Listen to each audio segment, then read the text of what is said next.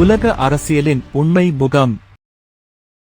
தமிழ்நாட்டின் அரசியல் வரலாற்றில் மிகப்பெரிய மாற்றக் கட்டம் உருவாகிக் கொண்டிருக்கிறதா?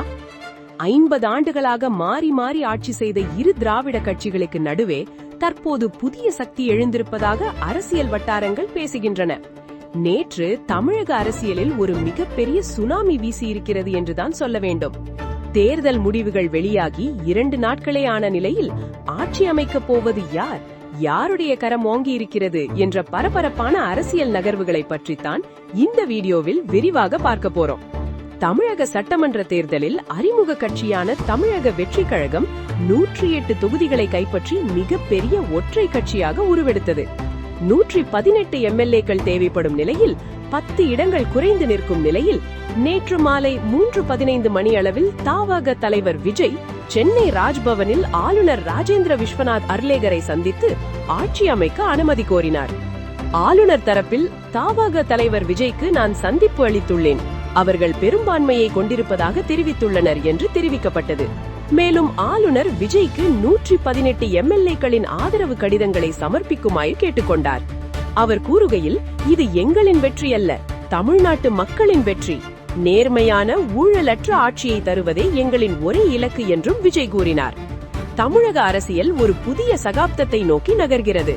50 ஆண்டுகால திராவிட அரசியலுக்கு பிறகு ஒரு புதிய கட்சி தனிப்பெரும் சக்தியாக உருவெடுத்துள்ளது. ஆனாலும் பெரும்பான்மைக்கு இன்னும் 10 இடங்கள் தேவைப்படுவதால் சிறிய கட்சிகளின் ஆதரவை பெறுவதில் விஜய் தீவிரமாக உள்ளார். காங்கிரஸ் கட்சி டிவிகேக்கு ஆதரவு தர முன்வந்துள்ளது. ஆனால் ஒரு நிபந்தனை விதித்துள்ளது, கூட்டணியில் பாஜக இருக்கக்கூடாது என்பதுதான் அது.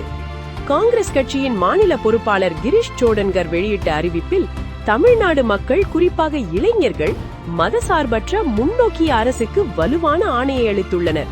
எனவே தமிழ்நாடு காங்கிரஸ் கமிட்டியும் காங்கிரஸ் சட்டமன்ற கட்சியும் டிவிகேக்கு முழு ஆதரவை அளிக்க முடிவு செய்துள்ளனர் என்று கூறப்பட்டுள்ளது. காங்கிரஸ் தேசிய தலைவர் கே.சி. வேணுகோபால் கூறுகையில், தமிழ்நாட்டின் ஆணை மத சார்பற்ற அரசுக்கானது, பாஜக மற்றும் அதன் முகவர்கள் தமிழகத்தை ஆளவிட மாட்டோம் என்று தெரிவித்துள்ளார். இது மாநில அரசு மட்டுமின்றி 2029 மக்களவை தேர்தல் வரை நீடிக்கும் என்றும் அறிவிக்கப்பட்டுள்ளது. அதே நேரத்தில் ஏஐஏடிஎம்கே அதிகாரப்பூர்வமாக டிவிகேக்கு ஆதரவு இல்லை என தெரிவித்தது. அதிமுகவின் மூத்த தலைவர்களில் ஒருவரான சி.வி. சண்முகம் அலுவலகத்தில் நேற்று 35க்கும் மேற்பட்ட எம்எல்ஏக்கள் ஆலோசனை நடத்தினர். இவர்கள் டிவிகேக்கு ஆதரவு தெரிவிக்க வேண்டும் என்று வலியுறுத்தி வருகின்றனர். முன்னதாக அதிமுக பொதுச் செயலாளர் எடப்பாடி கே. பழனிசாமி தலைமையில் புதியதாக தேர்ந்தெடுக்கப்பட்ட எம்எல்ஏக்கள் மற்றும் மூத்த நிர்வாகிகள் கூட்டம் நடைபெற்றது. அதன் பின்னர் கட்சியின் துணை பொதுச் செயலாளர் கே.பி. முனுசாமி கூறுகையில், எங்கள் கட்சி ஒரு பெரிய நிறுவனம், டிவிகேக்கு ஆதரவு இல்லை என திட்டவட்டமாக தெரிவித்தார். சிபிஐ மற்றும் சிபிஎம் டிவிகேக்கு ஆதரவு இல்லை என தெரிவித்ததாக செய்திகள் வெளியான. இந்திய யூனியன் முஸ்லிம் லீக் டிஎம்கே கூட்டணியிலேயே தொடரும் என்ற தகவல் வெளியானது. டிவிகேக்கு மெஜாரிட்டி எளிதில் கிடைக்குமா என்ற கேள்வி எழுந்துள்ளது.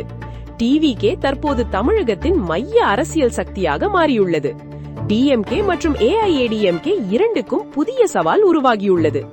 இப்படி இருக்க விஜயின் பதவியேற்பு விழா நேரு ஸ்டேடியத்தில் நடைபெற வாய்ப்புள்ளதாக தகவல்கள் தெரிவிக்கின்றன. இதற்கான பாதுகாப்பு ஏற்பாடுகளை குறித்து காவல்துறை ஆலோசனை நடத்தி வருகிறது. தேர்தல் தோல்வியை ஏற்று தனது முதலமைச்சர் பதவியை ராஜினாமா செய்தார் மு.க. ஸ்டாலின். மக்களின் தீர்ப்பை பணிவுடன் ஏற்கிறோம் என உருக்கம். 5 ஆண்டுகள் மக்களுக்கு சேவை செய்ய வாய்ப்பளித்த தமிழர்களுக்கு நன்றி. ஆக்கப்பூர்வமான எதிர்க்கட்சியாக மக்கள் நலனுக்காக உழைப்போம் என டிஎம்கேவின் மூத்த தலைவர்கள் தெரிவித்துள்ளனர்.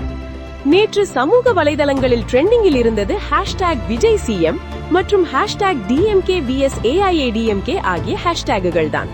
குறிப்பாக கொல்லத்தூர் தொகுதியில் ஸ்டாலின் அவர்களை டிவிகே வேட்பாளர் வீழ்த்தியது இணையதளங்களில் மிகப்பெரிய விவாத பொருளாக மாறியுள்ளது. 2026 மாற்றம் நிஜமாகிவிட்டது என விஜய் ரசிகர்கள் கொண்டாடி வருகின்றனர்.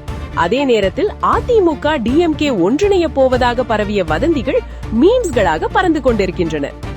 நேற்றைய அரசியல் நிகழ்வுகள் தமிழ்நாட்டின் எதிர்கால அரசியல் வரைபடத்தை மாற்றக்கூடிய அளவுக்கு முக்கியமானதாக மாறியுள்ளது.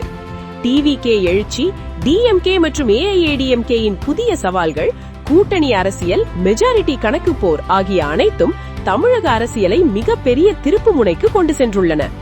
அடுத்த 48 மணி நேரம் தமிழக அரசியலில் மிகவும் முக்கியமான காலமாக இருக்கலாம். இது வெறும் ஆட்சி அமைக்கும் போட்டி மட்டுமல்ல, தமிழ்நாட்டின் அடுத்த அரசியல் தலைமுறை யார் என்பதை தீர்மானிக்கும் தருணமாகவும் பார்க்கப்படுகிறது. இந்த பொலிட்டிக்கல் அனாலிசிஸ் வீடியோ பற்றி உங்கள் கருத்து என்ன? யார் அரசு அமைப்பார்கள் என்று நீங்கள் நினைக்கிறீர்கள்? கமெண்டில் தெரிவியுங்கள். அடுத்த முக்கிய அரசியல் அப்டேட்ஸ்களுடன் மீண்டும் சந்திப்போம். இணைந்திருங்கள். தமிழ் ஜியோபொலிட்டிக்ஸ் தான்.